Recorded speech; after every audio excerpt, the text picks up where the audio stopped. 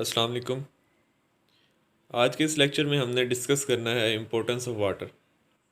तो जैसे ही हमारी बुक के अंदर ये टॉपिक स्टार्ट होता है तो उसकी सबसे पहली लाइन है water is the medium of life. अगर हम इसको ट्रांसलेट करेंगे तो इसका मतलब ये बनेगा कि जो ज़िंदगी है वो पानी के साथ बड़े गहरे तरीके से ताल्लुक़ रखती है, या पानी के बगैर ज़िंदगी जो है वो मुमकिन नहीं है। अब इस लाइन को सपोर्ट करने के लिए मुख्तलिफ पॉइंट्स वाटर से रिलेटेड बयान किए गए हैं। तो पहला पॉइंट ये है कि मोस्ट अबंडेंट कंपाउंड जो है, जो हमारी अर्थ पे मोस्ट अबंडेंट कंपाउंड जो है वो वाटर है। अब आपके जहन में आ रहा होगा कि हमने पहले चैप्टर में तो कुछ और पढ़ा था कि मोस्ट अबंडेंट कोई और चीज़ है। तो आप लोगों ने ध्यान से याद करना है कि हमने चैप्टर नंबर 1 में पढ़ा था मोस्ट अबंडेंट एलिमेंट, तो वो ऑक्सीजन होता है। जब हम कंपाउंड की बात करेंगे तो वो वाटर है। अब हम क्यों कह रहे हैं कि मोस्ट अबंडेंट कंपाउंड जो है वो वाटर है? ये इसलिए हम बोल रहे हैं क्योंकि मुख्तलिफ ऑर्गेनिजम्स को जब हम ऑब्ज़र्व करते हैं तो उनके अंदर 65 to 89% जो है वो हमें वाटर मिलता है।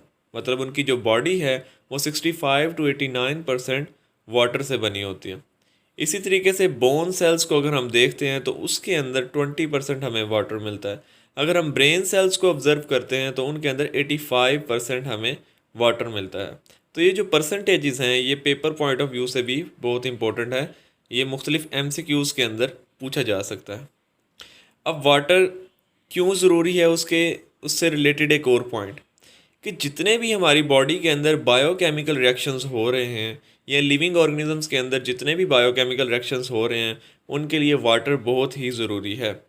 मिसाल के तौर पर अगर मैक्रो मालिक्यूल्स की आप कह लें कि हाइड्रोलाइसिस करनी है, उनकी ब्रेकडाउन करनी है, तो उनकी ब्रेकडाउन के अंदर वाटर जो है वो अपना इम्पोर्टेंट रोल प्ले करेगा।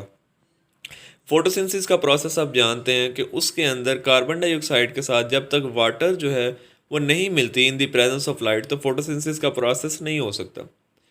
और हमारी बॉडी के अंदर जितने एंजाइम्स हैं या लिविंग ऑर्गेनिज्म के अंदर जितने एंजाइम्स होते हैं वो एक्वस मीडियम के अंदर बेहतरीन तरीके से काम करते हैं, या वो ऐसे मीडियम के अंदर काम करते हैं जहाँ पर वाटर मौजूद होगा। तो इसलिए भी हम कहते हैं कि water is the medium of life. अब वाटर के अंदर एक करैक्टर है, एक खसूसियत पाई जाती है और वो है आयोनाइजेशन की। मतलब वाटर जो है अगर मौजूद है तो वो ब्रेक डाउन होता रहता है और वापस जो है वो जुड़ के वाटर बनता रहता है। इस बात का क्या मतलब है कि वाटर जो है वो हाइड्रोजन आयंस और हाइड्रोक्सल आयंस के अंदर टूटता है और फिर हाइड्रोजन आयंस और हाइड्रोक्सल आयंस मिल के दोबारा वाटर बना देते हैं। या आपने 9th-10th के अंदर पढ़ा होगा, इस रिएक्शन को हम रिवर्सिबल रिएक्शन भी बोलते हैं। यहाँ पे जो इम्पोर्टेंट MCQ आपने जो याद रखना है वो ये है कि 25 सेंटीग्रेड के ऊपर, ऑलमोस्ट रूम टेम्परेचर के ऊपर अगर हमारे पास वाटर पड़ा हुआ है तो उस वाटर के अंदर, मतलब 1 लीटर वाटर पड़ा हुआ है, तो उस 1 लीटर वाटर के अंदर 25 सेंटीग्रेड के ऊपर हमारे पास हाइड्रोजन और हाइड्रोक्सल आयंस की जो कंसंट्रेशन होगी वो 10⁻⁻7 मोल होती है।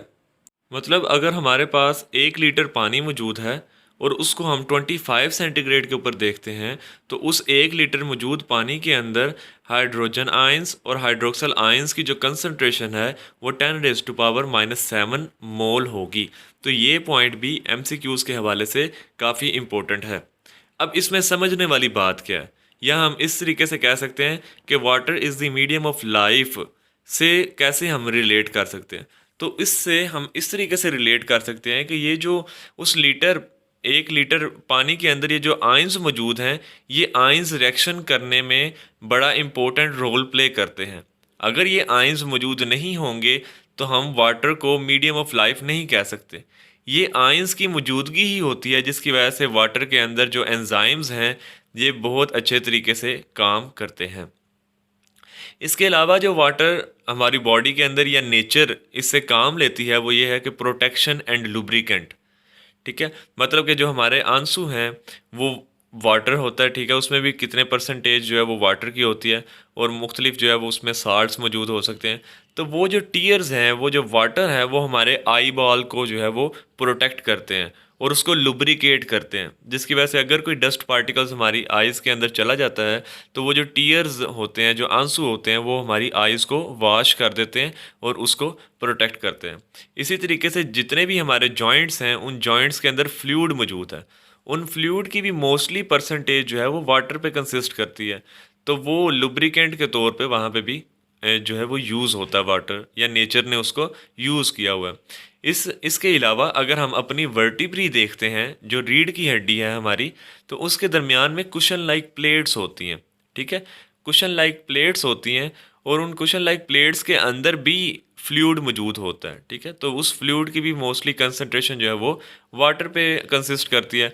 तो इस तरीके से जो वाटर है वो प्रोटेक्शन एंड लुब्रिकेशन के अंदर भी इन्वॉल्व है। तो इस हवाले से भी वाटर जो है वो लाइफ में बहुत इम्पोर्टेंट रोल प्ले करता है। उसके अलावा वाटर की सबसे इम्पोर्टेंट जो करेक्टरिस्टिक्स है वो ये कि वाटर एक्सीलेंट सॉल्वेंट है। मतलब कि पानी जो है ये अपने अंदर जो चीज़ें हैं उसको डिज़ोल्व कर लेता है, हल कर लेता है, इसलिए इसको एक्सीलेंट सॉल्वेंट कहा जाता है। अब वाटर खुद जो बेसिकली वो एक पोलर कंपाउंड है। ठीक है, पोलर उसको कहते हैं जिसके अंदर पॉजिटिव और नेगेटिव पोल्स हों। तो जब हम वाटर को देखते हैं तो इसके अंदर एक हाइड्रोजन आयन है जिसके ऊपर पॉजिटिव चार्ज है, और एक जो है वो हाइड्रोक्सल आयन है जिसके ऊपर नेगेटिव चार्ज है। तो इस वजह से इसको पोलर कंपाउंड बोला जाता है। अब वाटर के अंदर कुछ चीज़ें जो हैं वो डिज़ोल्व हो जाएंगी और कुछ चीज़ें जो डिज़ोल्व नहीं होंगी। अब कौन कौन सी डिज़ोल्व हो जाती हैं? अगर हम कोई आयनिक कंपाउंड जो है वो इसके अंदर डिज़ोल्व करने की कोशिश करेंगे तो वो डिज़ोल्व हो जाएगी। क्यों? क्योंकि जब हम आयनिक कंपाउंड को उसके वाटर के अंदर डिज़ोल्व करते हैं तो आयनिक कंपाउंड भी पॉजिटिव और नेगेटिव आयंस के अंदर डिसोसिएट हो जाता है, टूट जाता है, और उसकी वजह से ईजिली जो है वो इसके अंदर पानी के अंदर हल हो जाता है। इसकी एग्जांपल है NaCl। ठीक है, जब हम NaCl को वाटर के अंदर डालते हैं तो NaCl जो है वो सोडियम आयन और क्लोराइड आयन के अंदर डिसोसिएट कर जाता है, और उसके बाद वो वाटर के अंदर डिसॉल्व हो जाता है। इसलिए वाटर जो है वो पोलर कंपाउंड है, तो इसके अंदर दूसरे पोलर कंपाउंड्स भी डिसॉल्व हो जाएंगे। और पोलर कंपाउंड्स भी कौन से होते हैं? जिनके अंदर पॉजिटिव और नेगेटिव पोल्स मौजूद हों। मिसाल के तौर पर हाइड्रोक्लोराइड आयंस या एथानॉल की हम एग्जांपल ले सकते हैं, जिसके अंदर हाइड्रोक्सल आयन जो होता है उसके ऊपर नेगेटिव चार्ज होता है, तो वो भी जो है वो डिसॉल्व हो सकता है। अब नॉन पोलर कंपाउंड ऐसे होते हैं जिनके कोई पॉजिटिव और नेगेटिव पोल नहीं होता। मिसाल के तौर पर फैट्स हो गए, ऑयल्स हो गए। तो ये तो बड़ी कॉमन ऑब्जर्वेशन है कि अगर हम पानी के अंदर किसी ऑयल को डिसॉल्व करने की कोशिश करें तो वो वाटर के अंदर डिसॉल्व नहीं होता। नेक्स्ट जो डिस्कस करना है वो हमने एक डेफिनेशन को डिस्कस करना है, हीट कैपेसिटी। अब बेसिकली हीट कैपेसिटी होता क्या, इसको हम एक एग्जांपल से समझते हैं। लेट्स से हमारे पास 1 ग्राम वाटर मौजूद है, और उस 1 ग्राम वाटर का टेम्परेचर जो है वो 15 सेंटीग्रेड है। अब हमने उस 1 ग्राम वाटर का एक मतलब कि 1 सेंटीग्रेड टेम्परेचर बढ़ाना है, मतलब 15 सेंटीग्रेड से 16 सेंटीग्रेड करना है। अब हमें ये काम करने के लिए जितनी कैलोरीज यूज़ होंगी हमारी, या हमें उस वाटर को जितनी कैलोरीज देनी पड़ेंगी, वो उस वाटर की स्पेसिफिक हीट कैपेसिटी कहलाएगा। मतलब number of calories require to rate the temperature of 1 gram water from 15 to 16 centigrade. मतलब कि 15 सेंटीग्रेड से 16 सेंटीग्रेड करने के लिए 1 ग्राम वाटर का हमें जितनी कैलोरीज उसको देनी पड़ेंगी, वो कैलोरीज जो हैं वो हीट कैपेसिटी ऑफ वाटर कहलाएगी। अगर हम इसकी वैल्यू देखते हैं, ठीक है, तो इसकी वैल्यू क्या है कि हमें कितनी कैलोरीज देनी पड़ी 15 सेंटीग्रेड से 16 सेंटीग्रेड करने के लिए। तो उसका जवाब है 1 कैलोरी। ठीक है, तो वाटर की जो स्पेसिफिक हीट कैपेसिटी की वैल्यू है वो होती है 1 कैलोरी पर ग्राम। मतलब कि 1 ग्राम पानी का 1 सेंटीग्रेड टेम्परेचर बढ़ाने के लिए हमें 1 कैलोरी देनी पड़ती है। तो इसलिए हीट कैपेसिटी ऑफ वाटर की जो वैल्यू है वो है 1 कैलोरी पर ग्राम। अब ये कैलोरीज कहाँ पे यूज़ होती हैं? ये कैलोरीज बेसिकली वाटर मॉलिक्यूल्स के अंदर मौजूद जो हाइड्रोजन बॉन्ड्स हैं उनको ब्रेक करने के लिए ये कैलोरीज यूज़ होती हैं।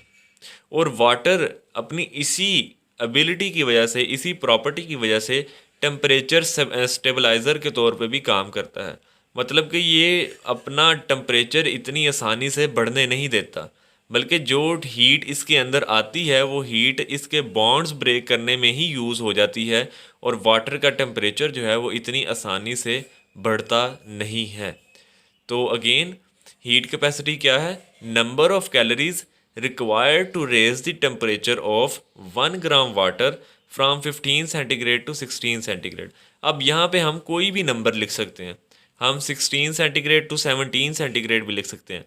बताने का मकसद ये है कि 1 सेंटीग्रेड टेम्परेचर चेंज करने के लिए 1 ग्राम वाटर का जितनी कैलोरीज रिक्वायर होंगी वो स्पेसिफिक हीट कैपेसिटी कहलाता है। नेक्स्ट डेफिनेशन जो है वह हीट ऑफ वेपोराइजेशन। जैसे कि इसका नाम शो कर रहा है कि हमें वेपराइज करने के लिए कितनी कैलोरीज चाहिए होंगी, ठीक है। तो ये भी हम 1 ग्राम का ही डिस्कस करेंगे, मतलब नंबर ऑफ कैलोरीज एब्जॉर्ब्ड या रिक्वायर्ड पर ग्राम टू वेपोराइज। मतलब कि 1 ग्राम हमारे पास वाटर है, ठीक है, 1 ग्राम वाटर है हमारे पास, और उस 1 ग्राम वाटर को लिक्विड फॉर्म से गैस फॉर्म में कन्वर्ट करने के लिए हमें कितनी कैलोरीज चाहिए होंगी या कितनी हीट चाहिए होगी, तो उसको हम हीट ऑफ वेपोराइजेशन कहते हैं। हीट ऑफ वेपोराइजेशन की जो वैल्यू है वो है 574 किलो कैलोरीज पर ग्राम। मतलब कि 1 ग्राम को लिक्विड से गैस के अंदर कन्वर्ट करने के लिए हमें 574 किलो कैलोरीज जो हैं वो देनी पड़ेंगी, ठीक है। और इसी हीट ऑफ वेपोराइजेशन की वजह से प्लांट्स के अंदर और एनिमल्स के अंदर जो है वो कूलिंग इफेक्ट होता है। आपने देखा होगा कि जब गर्मी या टेम्परेचर बढ़ जाता है तो वो क्या होता है कि प्लांट्स के अंदर ट्रांसपायरेशन का प्रोसेस शुरू हो जाता है, ठीक है। तो उसकी वजह से उनका टेम्परेचर जो है वो कम होता है, और एनिमल्स के अंदर परस्पायरेशन मतलब कि जो पसीना आप जिसे कहते हैं उसका प्रोसेस शुरू हो जाता है। तो वाटर जो है वो वहाँ से बॉडी से जो है वो बाहर आना शुरू हो जाता है। वो वाटर बेसिकली क्या कर रहा होता है, वो जो आपकी बॉडी के अंदर हीट है उसको अब्जॉर्ब करके बाहर आना शुरू हो जाता है। अब एक और इम्पोर्टेंट एमसीक्यू, और वो ये है कि जब 1 लीटर पानी में से मतलब कि 1000 ml में से 2 ml इवेपोरेट होता है तो 1 सेंटीग्रेड टेम्परेचर जो है वो कम हो जाता है, ठीक है। मतलब कि हमारे पास 1 लीटर पानी था, उस 1 लीटर पानी में से अगर 2 ml वाटर जो है वो इवेपोरेट हो जाता है, वहाँ से चला जाता है, हीट को अब्जॉर्ब कर लेता है, तो वो अपने साथ कितनी हीट लेके जाएगा? वो 1 सेंटीग्रेड की हीट जो है वो अपने साथ ले जाएगा।